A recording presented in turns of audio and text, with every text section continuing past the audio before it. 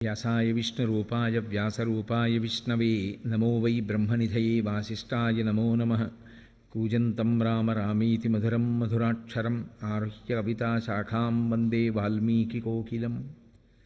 श्रुतिस्मृतिपुराणानाम् आलयं करुणालयं नमामि भगवत्पादशङ्करं लोकशङ्करं।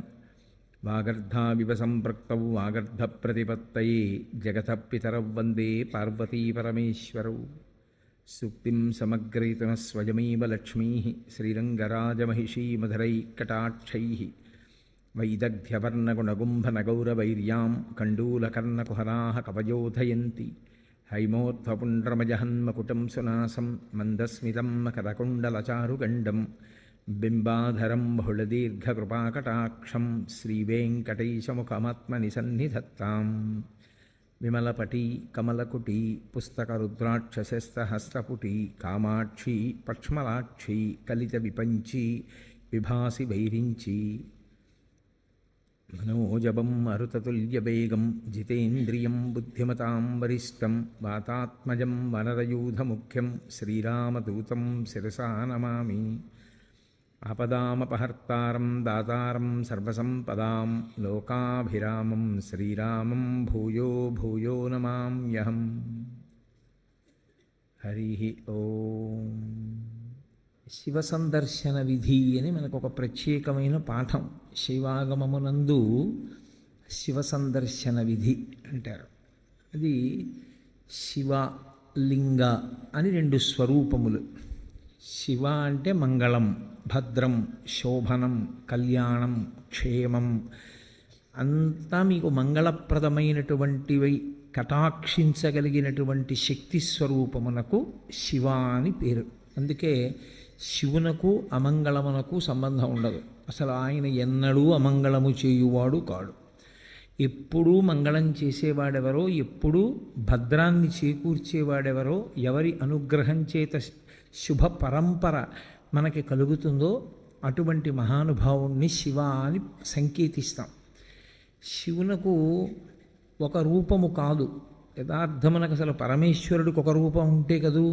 ఆయన చేసినటువంటి చేష్టితముల వలన భక్తులను అనుగ్రహించాలనేటటువంటి ఆయన యొక్క కారుణ్య తీవ్రత వలన ఆయన అనేక రూపములను ధరిస్తాడు. అందుకని లీలారూపములు అని పిలుస్తారు. అవి 63 లీలారూపములు ఉన్నాయి పరమశివుడికి. 63 లీలారూపములలో అత్యంత శ్లాఘనీయమైనగా ప్రస్తుతి చేయబడేటటువంటి స్వరూపం, మనకి ఎప్పుడూ మనం దర్శనం చేసేటటువంటి స్వరూపం, ఒక చేతిలో త్రిశూలం పట్టుకుని ఒక చేతిలో ఢమరుకాన్ని పట్టుకుని ఉంటాడు. నటరాజస్వరూపంగా ఢమరుకాన్ని పట్టుకుంటాడు, ఒక్కొక్కచో శివస్వరూపంగా ఢమరుకాన్ని పట్టుకుంటాడు. ప్రధానంగా శివుడు అనేటప్పటికి పట్టుకునేది త్రిశూలం. త్రిశూలం పట్టుకుని నిలబడ్డాడు అంటే అది శివ. త్రిశూలము అంటే లోకంలో ఉన్న నానుడు ఏమిటంటే అది పెట్టి పొడిచి చంపేస్తుంటాడు ఆయనని. అందుకొరకు కాదు ఆయనకు ఆయుధం. అది త్రైగుణ్యం శూలమేతస్య పరసు సత్యనిష్టత అని లింగపురాణం వ్యాఖ్య. త్రైగుణ్యం శూలమేతస్య, 3 గుణములు ఆయన చేతిలో యందు ఉంటాయి. ఆ 3 గుణములే పైన ఉన్నటువంటి 3 పైకి పొడుచుకుని వచ్చినటువంటి శూలస్వరూపములు. ఈ 3 ఒక కర్ర లాంటి దానికి ఆధారభూతమై దాని నుండి పైకి ప్రసరిస్తాయి కొమ్ముల్లా. దండంలా ఉండేటటువంటిది ఏది ఉందో అది నిర్గుణ స్థితి. అసలు ఏ గుణము లేనటువంటి స్థితి పరమేశ్వరుడిది. అందులో నుండి 3 గుణములను ప్రసరింపచేయగలిగినటువంటి శక్తి స్వరూపుడు కూడా ఆయనే. అది చెప్పడానికి ఆయన త్రిశూలం పట్టుకుంటాడు. సాధారణంగా మీకు శివాలయం అంటే ఎక్కడ శివస్వరూపము ప్రకటనముగా ఒక రూపంతో కరచరణాదులతో ఉండదు. శివాలయం అంటే అది శివలింగాలయం అని గుర్తు. లింగస్వరూపమే ఉంటుంది శివాలయంలో. ఆ లింగస్వరూపమునకు ఒక రూపము లేదు. లింగము ఇలాగే ఉండాలి అని నిర్ణయం ఏం లేదు. చిన్న లింగం ఉంటుంది, పెద్ద లింగం ఉంటుంది, చాలా పెద్ద లింగం ఉంటుంది, వివిధ పదార్థములతో చేయబడినటువంటి శివలింగాలు ఉంటాయి. కొన్ని పడుకున్న లింగాలు ఉంటాయి, కొన్ని కూర్చున్న లింగాలు ఉంటాయి, కొన్ని నిలబడిన లింగాలు ఉంటాయి. శివలింగాన్ని నిర్మాణం చేసినటువంటి తీరును బట్టి ఆ శివలింగం పడుకుందా, నించుందా, కూర్చుందా కూడా చెప్తారు. అటువంటి శివస్వరూపంలో శివాలయంలో లింగము అని ఉంటుంది. అసలు ఆ లింగము అన్న మాటకు అర్థమేమి అన్నది సక్రమంగా అర్థమైతే శివాలయానికి అసలు మనం ఎందుకు వెళ్ళాలి, ఎందుకు దర్శనం చెయ్యాలి, దర్శనం చేసి మనం పొందేటటువంటి ప్రయోజనం ఏమిటి అన్న దాని మీద ఒక అవగాహన ఏర్పడుతుంది. మీకు నేను తేలికగా అర్థమయ్యేటట్టు చెప్పాలి అంటే, లింగం అన్న మాట ఏకకాలమునందు రెండు అర్థములను గోచరింపచేస్తుంది. ఒకటి, నాకు ఒక అనుమానం వచ్చింది. ఏమిటి అనుమానం అంటే, సప్తధాతువులేగా ఎవరి ఎందున్నా, ఇప్పుడు ఈ సభలో ఉన్న ఎవరిలో ఉన్నవైనా నాలో ఉన్నవైనా కేవలము సప్తధాతువులే. చర్మము, రక్తము, మాంసము, కొవ్వు, అస్థి, శుక్ల, మేధ, ఈ 7 పదార్థములతోటే ఇన్ని శరీరములు తయారయ్యాయి. కానీ ఒక శరీరాన్ని పోలినట్టు వేరొక శరీరం ఉండదు. అలాగని తండ్రి పోలిక కొడుక్కి రాకుండా ఉండదు, ఏదో కూతురికి ఏ మేనమామ పోలికో తల్లి పోలికో వస్తుంది. మరి పోలికొచ్చినా ఒకేలా మాత్రం ఏ ఇద్దరు వ్యక్తులు ఉండడానికి అవకాశం లేదు. ఇంత భిన్నత్వంతో ఈ లోకాన్నంతటినీ ఆయన సృజించాడు. విశ్వము యొక్క మాట పక్కన పెట్టండి, అసలు ప్రపంచం యొక్క మాట పక్కన పెట్టండి, ఒకే వ్యక్తినే తయారు చేస్తున్నాడు ఆయన. మనుష్యుణ్ణి తయారు చేస్తున్నాడు. అందరికీ 2 కళ్ళు పెట్టాలి, అందరికీ ఒక ముక్కు పెట్టి 2 కన్నాలు పెట్టాలి, అందరికీ 2 చెవులు పెట్టాలి, అందరికీ నోరు పెట్టాలి, అందరికీ నుదురు పెట్టాలి, జుట్టు ఉంచాలి. కానీ 1,00,00,000 మంది వ్యక్తుల్ని ఏకకాలంలో చూసినా ఒక వ్యక్తిలా వేరొక వ్యక్తి ఉండకూడదు. ఇంత నిర్మాణ దక్షతతో, ఇంత గొప్పగా అదే పదార్థములతో ఇంత భిన్నత్వాన్ని తీసుకొచ్చేటట్టుగా చెక్కిన శిల్పి ఎవరు నాకు చూడాలనిపించింది అనుకోండి. నేను ఎక్కడో అక్కడ చూడాలి కదూ, వాడిని చూడాలని నాకు ఆతృత పుట్టింది. ఏదో మనం బదరీ వెళ్ళాలనుకున్నట్టు, కేదారం వెళ్ళాలనుకున్నట్టు, అరుణాచలం వెళ్ళాలనుకున్నట్టు ఆయన ఒక్కసారి చూద్దామని అనిపించింది అనుకోండి. అప్పుడు ఆయన లింగస్వరూపంతో ఉంటాడు. ఎందుకు లింగస్వరూపంతో ఉంటాడంటే, ఆ చెక్కినటువంటి వ్యక్తి ఉన్నాడే, ఈ లోకమునంతటినీ కూడా సృజించిన వాడు ఉన్నాడే, వాడు నిర్మించి విడిచిపెట్టలేదు. వాడు దీని వృద్ధికి నాశనానికి కూడా కారణమవుతున్నాడు. కొన్నాళ్ళు పెరగాలి జీవులన్నీ, పెరిగిన జీవులు లయమైపోవాలి, లయమైపోయినప్పుడు ఈ భూమి మీదే పడిపోవాలి, భూమిలోనే కలిసిపోవాలి. మళ్ళీ సృష్టింపబడినప్పుడు బయట ఉన్న పంచభూతములతోటే సృష్టింపబడాలి. ఇది పెరుగుతూ ఉండాలి, ఇదే మళ్ళీ తరిగిపోతూ ఉండాలి, ఇదే పడిపోతూ ఉండాలి. జీవుల యొక్క పాపపుణ్యములను దృష్టిలో పెట్టుకుని శరీరాల్ని మారుస్తూ ఉండాలి. లోపల ఉన్నవాడు జీవుడు, వాడికి ఏవో పాపపుణ్యాలు ఉన్నాయి, ఇవాళ ఇందులో ఉన్నాడు. ఇది పడిపోయిన తర్వాత వాడు ఇందులోకి వెళ్ళాలి, నిర్ణయం చేసి ఆ శరీరాన్ని సిద్ధం చేసి అందులోకి పంపాలి.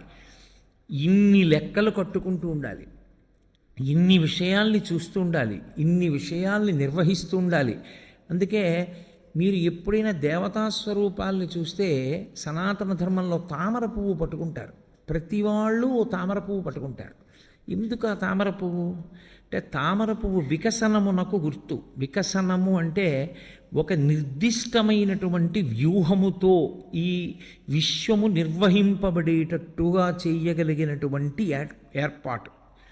భూమి తన చుట్టూ తాను తిరగాలి, తిరుగుతూ సూర్యుడి చుట్టూ తిరగాలి.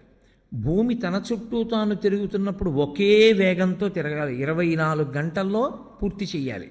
సూర్యుడి చుట్టూ తిరిగితే ఋతువులు ఏర్పడాలి, తన చుట్టూ తాను తిరిగితే రాత్రింబవళ్ళు ఏర్పడాలి.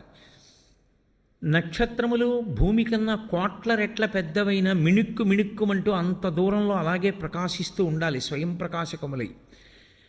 భూమి లోపల ఎన్ని భోగ్య వస్తువులను దాచుకున్నా ఎంత ఉందో, ఎంత తవ్వుతున్నామో, ఎంత ఇస్తోందో, ఇంకా ఎంత మిగిలిందో ప్రపంచంలో తెలుసుకోగలిగినటువంటి వాడు లేడు.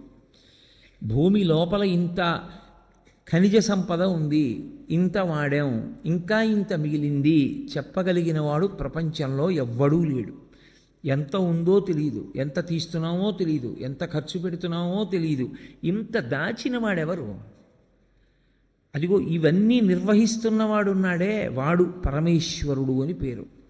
ఆ పరమేశ్వరుణ్ణి చూడాలనేటటువంటి కుతూహలం కలిగినటువంటి వాడు ఆలయ ప్రవేశం చేసినప్పుడు లింగముగా దర్శనమిస్తాడు.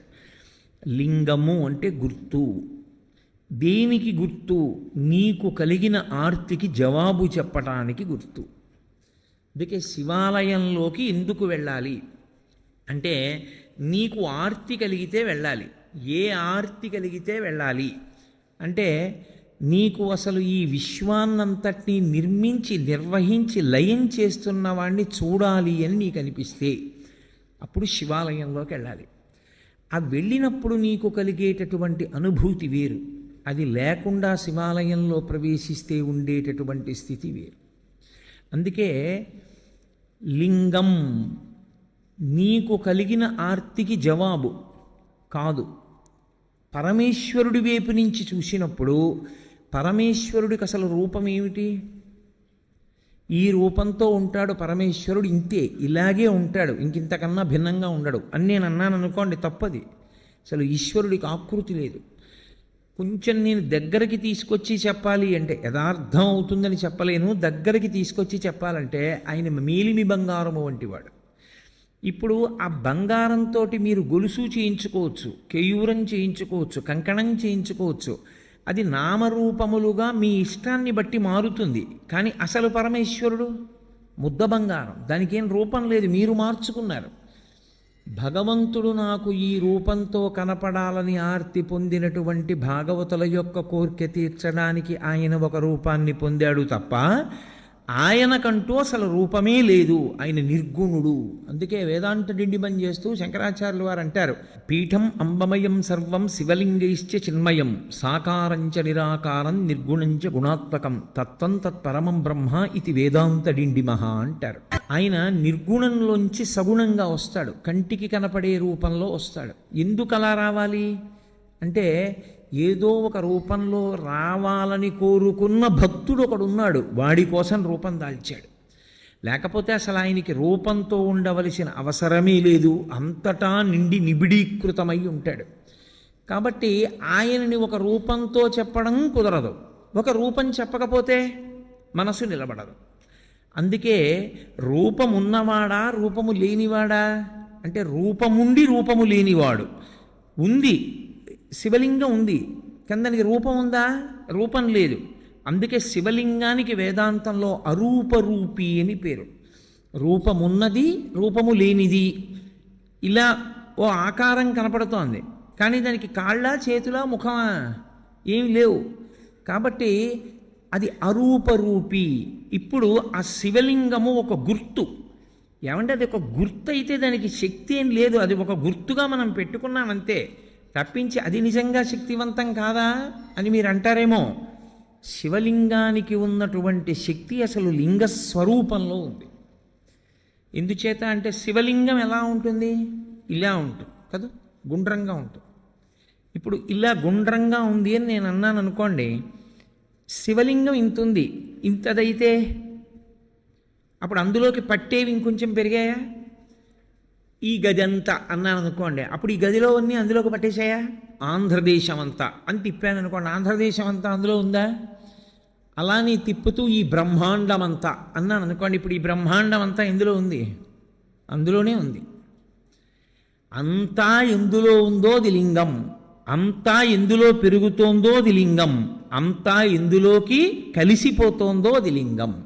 ఇప్పుడు పరమేశ్వరుణ్ణి యథార్థముగా సూచించుటకు గుర్తు శివలింగము. కాబట్టి కంటితో కనపడినది కాదు, ఇది సర్వవ్యాపకమైతే, ఇది చుట్టుకుంటే నిజానికి దీనిలో ఈ బ్రహ్మాండమంతా ఉన్నది అని గుర్తుపట్టాలి. సరే ఏమండి, ఊహచేత గుర్తుపట్టమంటున్నారు మీరు, నిజమే, ఊహచేత గుర్తుపడతాం. మన ఊహచేత ఈశ్వరునికి శక్తి ఆపాదించడమా? అసలు నిజానికి శివలింగానికి ఏమైనా శక్తి ఉంటుందా?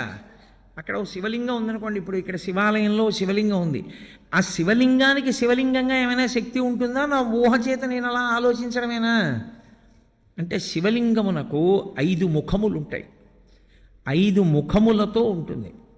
ఏది ముఖము అంటే, మీరు ఎటు విభూతి రాసి బొట్టు పెడితే అది ముఖం.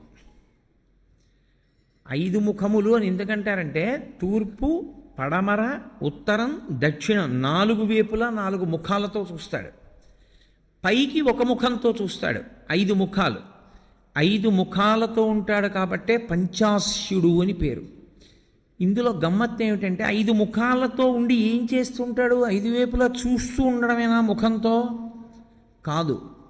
మీరు జాగ్రత్తగా గుర్తుపట్టగలిగితే శివాలయాలన్నింటిలోకి శివాగమంలో అత్యంత శ్రేష్టమైన శివాలయం, ఉత్తర క్షణంలో మీరు దర్శనం చేస్తే కోరికలను ఈడేర్చగలిగినటువంటి శివాలయం, దాన్ని మించి ఇంకొక శివాలయం ఉందని చెప్పడం సాధ్యం కాని శివాలయం పశ్చిమాభిముఖమైన శివాలయం.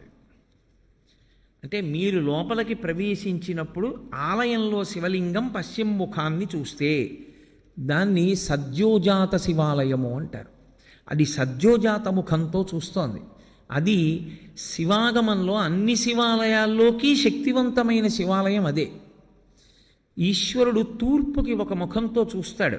దాన్ని తత్పురుష ముఖము అంటారు. ఇప్పుడు ఇక్కడ ఉండే శివాలయంలో ఉండే శివలింగం తూర్పుని చూస్తోంది. తూర్పుని చూస్తోంది అంటే దాని ఉద్దేశ్యం ఏంటంటే, మీరు లోపలికి వెడుతున్నప్పుడు దేవాలయం కట్టినప్పుడు రాజద్వారానికి ఎదురుగుండా దాని ముఖం తూర్పు వైపుకుంటుంది. తత్పురుషము అంటారు. ఈ తత్పురుషం వైపు చూసేటటువంటి ముఖం, తత్పురుషమని పేరున్న ముఖం తూర్పుకి చూస్తే అది తిరోధానాన్ని చేస్తుంటుంది. తిరోధానము అన్న మాటకు అర్థం ఏంటంటే చీకటిలో ఉంచుతూ ఉంటాడు. ఆ ముఖంతో తెలియనివ్వడు. మాయాస్వరూపుడై లోకమునకు జ్ఞానము లేకుండా చెయ్యగలిగినటువంటి ముఖమునకు తత్పురుష ముఖమని పేరు. అది మాయ కమ్మిస్తూ ఉంటుంది అందరి మీద. ఒక శివాలయంలో ప్రదక్షిణానికి మీరు వెళ్ళినప్పుడు మిగిలినటువంటి ఆలయాల్లో ఎలా ప్రదక్షిణం చేస్తారో అలా చెయ్యడాన్ని అంగీకరించదు శైవాగమం. అసలు దక్షిణం అన్న మాట ఎక్కడి నుంచి వచ్చింది అని అడిగారు. మనుష్యుడు తూర్పు దిక్కుకి తిరిగి కూర్చుంటే ఆయనకి కుడి చేతి వైపుకి ఉన్నది ఏదో అది దక్షిణం. అందుకే దక్షిణ దిశ అంటారు. ఆయన దక్షిణ హస్తంతో ఇచ్చాడండి అంటారు. దక్షిణ దిక్కన్న పేరు ఎందుకు వచ్చిందంటే మనందరం తూర్పుకి తిరిగే కూర్చుంటాం. ఏ కార్యం చేసినా తూర్పుకి తిరిగి కూర్చోండి అంటారు. తూర్పుకు తిరిగి కూర్చున్నటువంటి వ్యక్తికి కుడి చేతి వైపుకి వస్తుంది కాబట్టి ఆ దిక్కుకి దక్షిణ దిక్కని పేరు. ఇప్పుడు మీరు తూర్పు ముఖంగా ఉన్న శివాలయంలోకి ప్రవేశించి నమస్కారం చేస్తే గృహస్థు ఒకలా ప్రదక్షిణం చెయ్యాలి, బ్రహ్మచారి ఒకలా ప్రదక్షిణం చెయ్యాలి, సన్యాసి ఒకలా ప్రదక్షిణం చెయ్యాలి. ముగ్గురు శివాలయానికి ఒకలా ప్రదక్షిణం చేయడానికి వీల్లేదు. గృహస్థు సవ్యాపసవ్యం చెయ్యాలి, బ్రహ్మచారి పూర్ణ ప్రదక్షిణం చెయ్యాలి, సన్యాసి అపసవ్య సవ్యం చెయ్యాలి. సవ్యాపసవ్యము అంటే గృహస్థ అయితే ఎడంచేతి పక్క నుండి తిరగాలి. ఎంతవరకు తిరగాలి? సోమసూత్రము కనపడే పర్యంతమే తిరగాలి. సోమసూత్రం అంటే శివాలయంలో అభిషేకం చేసిన తీర్థం బయటికి వెళ్ళిపోయేటటువంటి మార్గం. ఆ మార్గం కనపడుతోందనుకోండి, అభిషేక తీర్థం వెళ్ళడం కనపడుతోందనుకోండి, ఇక దాన్ని దాటకూడదు. గృహస్థు అక్కడ వరకే వెళ్ళి వెనక్కి తిరిగిపోవాలి. ఎక్కడ వరకు మళ్ళీ వెనక్కి తిరగాలి అంటే చండీశ్వర స్థానం వరకు తిరగాలి. చండీశ్వర స్థానం వరకు వెనక్కి వచ్చి మళ్ళీ వెనక్కి తిరిగి శివాలయంలోకి వెళ్ళాలి. అది గృహస్థు ప్రదక్షిణం. బ్రహ్మచారి అయితే ఇప్పుడు నేను నా కొడుకు కలిసి శివాలయంలోకి వెళ్ళాము. సోమసూత్రం పైకుంది.